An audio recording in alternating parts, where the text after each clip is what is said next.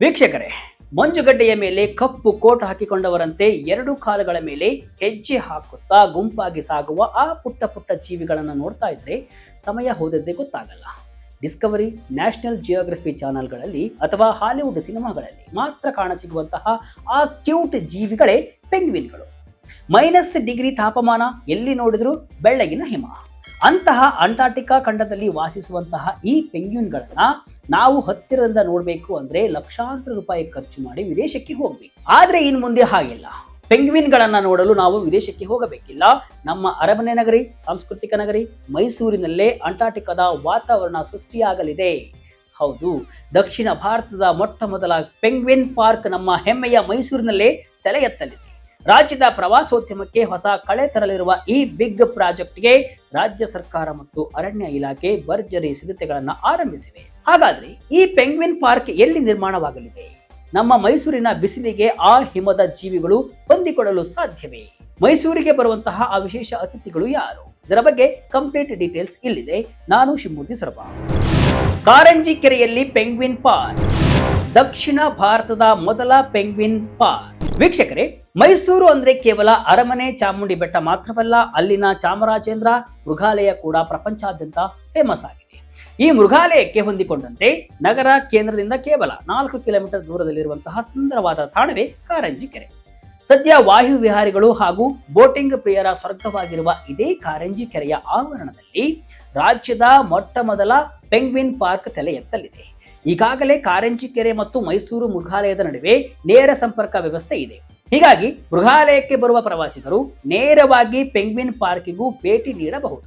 8 ತಿಂಗಳ ಹಿಂದೆಯೇ ರಾಜ್ಯ ಸರ್ಕಾರ ಕಾರಂಜಿ ಕೆರೆಯಲ್ಲಿ ಪೆಂಗ್ವಿನ್ ಪಾರ್ಕ್ ನಿರ್ಮಾಣ ಮಾಡುವ ಐಡಿಯಾವನ್ನ ಘೋಷಣೆ ಮಾಡಿತ್ತು. ಇದೀಗ ಆ ಕನಸಿಗೆ ಜೀವ ತುಂಬುವ ಕೆಲಸ ಶುರುವಾಗಿದೆ.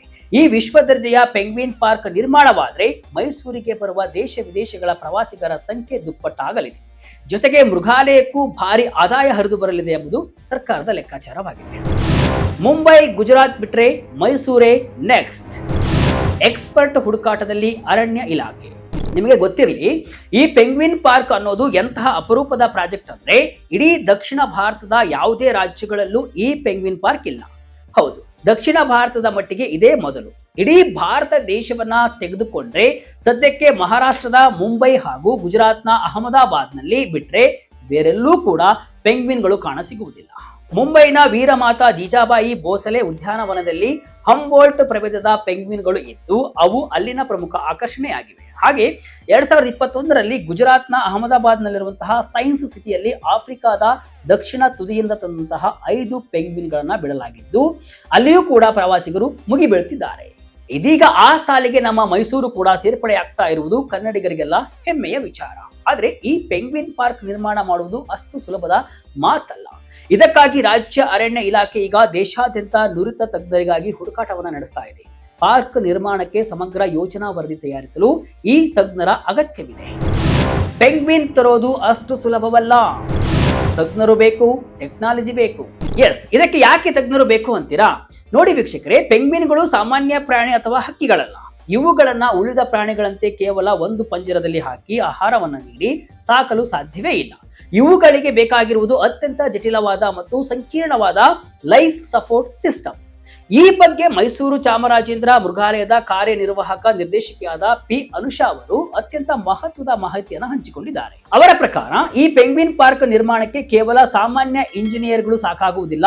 ಬದಲಾಗಿ ಈ ಕ್ಷೇತ್ರದಲ್ಲಿ ದಶಕಗಳ ಕಾಲ ಕೆಲಸ ಮಾಡಿ ತಾಂತ್ರಿಕವಾಗಿ ಪರಿಣತಿ ಸಾಧಿಸಿರುವಂತಹ ಅಂತಾರಾಷ್ಟ್ರೀಯ ಮಟ್ಟದ ತಜ್ಞರು ಬೇಕು. ಈಗಾಗಲೇ ಮುಂಬೈನ ಬೋಸಲೆ ಉದ್ಯಾನವನದಲ್ಲಿ ಪೆಂಗ್ವಿನ್ಗಳ ನಿರ್ವಹಣೆ ಮತ್ತು ಅವುಗಳ ಜೀವನ ಶೈಲಿಯ ಬಗ್ಗೆ ಆಳವಾದ ಅಧ್ಯಯನ ನಡೆಸಿದಂತಹ ತಂಡವು ಹೊಂದಿದೆ.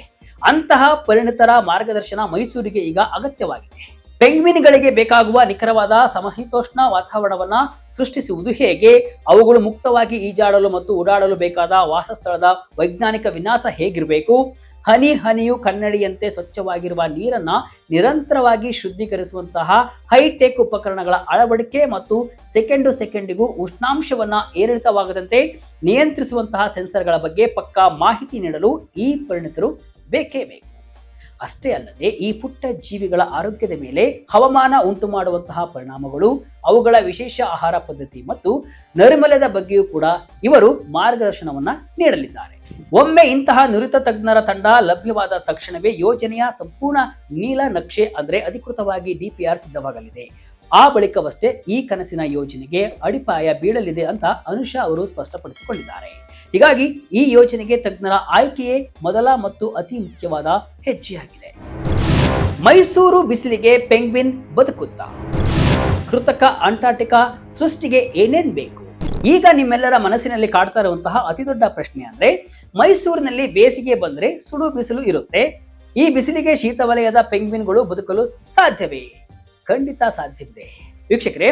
ಸಾಮಾನ್ಯವಾಗಿ ಪೆಂಗ್ವಿನ್ಗಳು ದಕ್ಷಿಣ ಗೋಳಾರ್ಧದಲ್ಲಿ ಅಂದ್ರೆ ಅಂಟಾರ್ಟಿಕಾ, ದಕ್ಷಿಣ ಆಫ್ರಿಕಾ, ಆಸ್ಟ್ರೇಲಿಯಾ, ದಕ್ಷಿಣ ಅಮೆರಿಕ ಮತ್ತು ನ್ಯೂಜಿಲೆಂಡ್ ಭಾಗಗಳಲ್ಲಿ ವಾಸಿಸುತ್ತವೆ.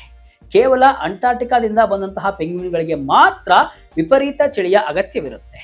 ಆದ್ರೆ ಆಫ್ರಿಕನ್ ಪೆಂಗ್ವಿನ್ ಅಥವಾ ಹಂಬೋಲ್ಟ್ ಪ್ರಭೇದದ ಪೆಂಗ್ವಿನ್ಗಳು ಕೊಂಚ ಸಮಶೀತೋಷ್ಣ ಹವಾಮಾನಕ್ಕೂ ಕೂಡ ಒಗ್ಗಿಕೊಳ್ಳುತ್ತೆ. ನಮ್ಮ ದೇಶಕ್ಕೆ ಹೆಚ್ಚಾಗಿ ಇಂತಹ ಪ್ರಭೇದಗಳನ್ನೇ ತರಲಾಗುತ್ತೆ. ಹಾಗೆಂದ ಮಾತ್ರಕ್ಕೆ ಇವುಗಳನ್ನ ಸಾಮಾನ್ಯ ಕೆರೆಯಲ್ಲಿ ಬಿಡಲು ಸಾಧ್ಯವಿಲ್ಲ. ಪೆಂಗ್ವಿನ್ಗಳಿಗಾಗಿಯೇ ಕೋಟ್ಯಾಂತರ ರೂಪಾಯಿ ವೆಚ್ಚದಲ್ಲಿ ಬೃಹತ್ ಗ್ಲಾಸ್ ಅಕ್ವೇರಿಯಂ ಅಥವಾ ಎನ್ಕ್ಲೋಸರ್ ನಿರ್ಮಿಸಬೇಕಾಗುತ್ತೆ. ಆ ಗಾಜಿನ ಮನೆಯ ಒಳಗೆ 24 ಗಂಟೆಗಳ ಕಾಲ ತಾಪಮಾನವನ್ನ ಮೈನಸ್ ಅಥವಾ ಅತ್ಯಂತ ತಂಪಾದ ಡಿಗ್ರಿಯಲ್ಲಿ ಕಾಯ್ದುಕೊಳ್ಳಲೇಬೇಕು. ಇದಕ್ಕಾಗಿ ಬೃಹತ್ ಫ್ರೀಜರ್ಗಳು ಮತ್ತು ಅತ್ಯಾಧುನಿಕ ಹವಾ ನಿಯಂತ್ರಣ ವ್ಯವಸ್ಥೆಯನ್ನು ಕೂಡ ಅಳವಡಿಸಬೇಕು. ಈ ಯಂತ್ರಗಳು 1 ನಿಮಿಷ ಕೈಕೊಟ್ಟರೂ ಕೂಡ ಪೆಂಗ್ವಿನ್ಗಳ ಪ್ರಾಣಕ್ಕೆ ಅಪಾಯ ಗ್ಯಾರಂಟಿ. ಇಷ್ಟೇ ಅಲ್ಲ, ಅವು ಈಜಾಡುವ ನೀರು ಕನ್ನಡಿಯಷ್ಟು ಶುದ್ಧವಾಗಿರಬೇಕು. ಅದಕ್ಕಾಗಿ ದಿನದ 24 ಗಂಟೆಯೂ ಕೂಡ ಕೆಲಸ ಮಾಡುವ ಹೈ ಕೆಪಾಸಿಟಿಯ ವಾಟರ್ ಫಿಲ್ಟರ್ಗಳು ಕೂಡ ಬೇಕು. ಎಲ್ಲವನ್ನ ನಿರ್ವಹಣೆ ಮಾಡಲು, ಪೆಂಗ್ವಿನ್ಗಳ ಆರೋಗ್ಯ ನೋಡಿಕೊಳ್ಳಲು 24x7 ಪಾಳಿಯಲ್ಲಿ ವಿಶೇಷ ತರಬೇತಿ ಪಡೆದ ಸಿಬ್ಬಂದಿ, ಪಶುವೈದ್ಯರ ತಂಡ ಅಲ್ಲಿರಬೇಕು. ಮೈಸೂರು ಪ್ರವಾಸೋದ್ಯಮಕ್ಕೆ ಹೊಸ ಮೈಲಿಗಲ್ಲು. ಶುರುವಾಗಲಿ ಪೆಂಗ್ವಿನ್ ಪಾರ್ಕ್ ಕಾಮಗಾರಿ. ಇದೆಲ್ಲವೂ ಕೂಡ ಒಂದು ಬಾರಿ ಸವಾಲಿನ ಮತ್ತು ಪ್ರತಿಷ್ಠಿತ ಪ್ರಾಜೆಕ್ಟ್ ಆಗಿದ್ದು, ರಾಜ್ಯ ಸರ್ಕಾರ ಇದನ್ನ ಗಂಭೀರವಾಗಿ ಪರಿಗಣಿಸಿದೆ. ಒಮ್ಮೆ ಈ ಪೆಂಗ್ವಿನ್ ಪಾರ್ಕ್ ತಲೆ ಎತ್ತಿದ್ರೆ ಮೈಸೂರು ಪ್ರವಾಸೋದ್ಯಮದ ನಕ್ಷೆಯಲ್ಲೇ ಇದೊಂದು ಹೊಸ ಮೈಲಿಗಲ್ಲಾಗುವುದರಲ್ಲಿ ಯಾವುದೇ ಅನುಮಾನವಿಲ್ಲ. ಈಗಾಗಲೇ ಅರಮನೆ, ಮ್ಯೂಸಿಯಂ, ಜೂಗಳಿಂದ ಮೈಸೂರು ಹೆಸರುವಾಸಿಯಾಗಿದೆ. ದೇಶ ವಿದೇಶಗಳಿಂದ ಪ್ರವಾಸಿಗರ ದಂಡೆ ಹರಿದು ಬರ್ತಾ ಇದೆ. ಇನ್ನು ಪೆಂಗ್ವಿನ್ ಪಾರ್ಕ್ ರೆಡಿ ಆದ್ರೆ ಮೈಸೂರು ಮತ್ತೊಂದು ಮೈಲಿಗಲ್ಲು ಸಾಧಿಸುವಲ್ಲಿ ಎರಡು ಮಾತಿಲ್ಲ. ಶಾಲಾ ಕಾಲೇಜು ಮಕ್ಕಳಿಗೆ, ಪ್ರಾಣಿ ಪ್ರಿಯರಿಗೆ ಇದೊಂದು ಅದ್ಭುತ ಅನುಭವವನ್ನ ನೀಡಲಿದೆ. ಆದಷ್ಟು ಬೇಗ ತಜ್ಞರ ತಂಡ ರಚನೆಯಾಗಿ ಡಿಪಿಆರ್ ಸಿದ್ಧಗೊಂಡು ನಮ್ಮ ಮೈಸೂರಿಗೆ ಆ ಮುದ್ದಾದ ಪೆಂಗ್ವಿನ್ಗಳ ಆಗಮನವಾಗಲಿ.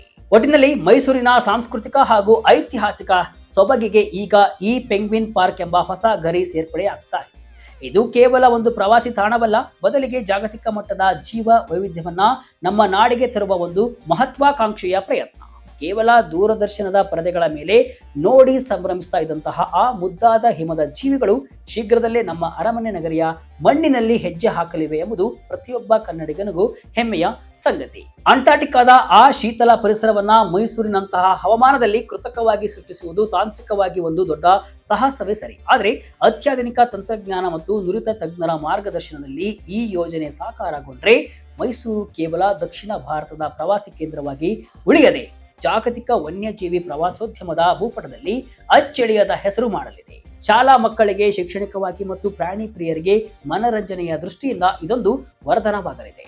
ರಾಜ್ಯ ಸರ್ಕಾರದ ಈ ಬಿಗ್ ಪ್ರಾಜೆಕ್ಟ್ ಆದಷ್ಟು ಬೇಗ ಕಾರ್ಯಗತವಾಗಿ ಆ ವಿಶೇಷ ಅತಿಥಿಗಳ ಆಗಮನಕ್ಕಾಗಿ ಇಡೀ ಕರ್ನಾಟಕವೇ ಕಾತರದಿಂದ ಕಾಯ್ತಾ ಇದೆ. ಮೈಸೂರಿನ ಪ್ರವಾಸೋದ್ಯಮಕ್ಕೆ ಈ ಪೆಂಗ್ವಿನ್ ಪಾರ್ಕ್ ಹೊಸ ಚೈತನ್ಯ ಮತ್ತು ಕಳೆ ನೀಡಲಿ ಎಂಬುದು ನಮ್ಮೆಲ್ಲರ ಆಶಯ. ಈ ಬಗ್ಗೆ ನಿಮಗೆ ಅನಿಸುತ್ತೆ? ಕಮೆಂಟ್ ಮೂಲಕ ತಿಳಿಸಿ. ಇದಿಷ್ಟು ಇವತ್ತಿನ ವಿಶೇಷ.